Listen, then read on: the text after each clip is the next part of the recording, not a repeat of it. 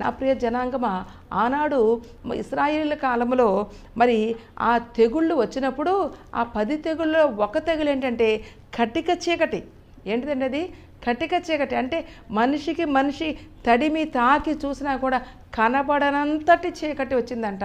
కానీ అట్టి పరిస్థితుల్లో కూడా ఇశ్రాయేలీయులకు చీకటి రాలేదంట. దేవునికి స్తోత్రం, హల్లెలూయా. వారు వెలుగులోనే జీవించారని చెప్పి దేవుని వాక్యం తెలియజేయబడుతుంది.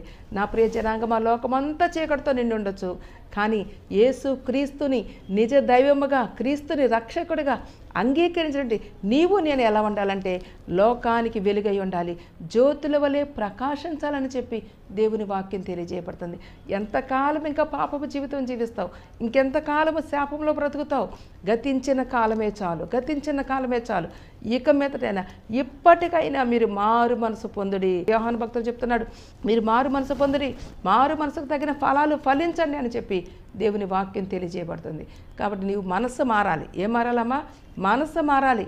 నువ్వు మనసు మారకపోతే నువ్వు ఎంత భక్తి చేసినా అది వ్యర్థమే అని చెప్పి దేవుని వాక్యం తెలియజేయబడుతుంది. మారాలి, మారాలి. మారిన మనసు దేవునికి ఇవ్వాలి. ఏం చేయాలమ్మా?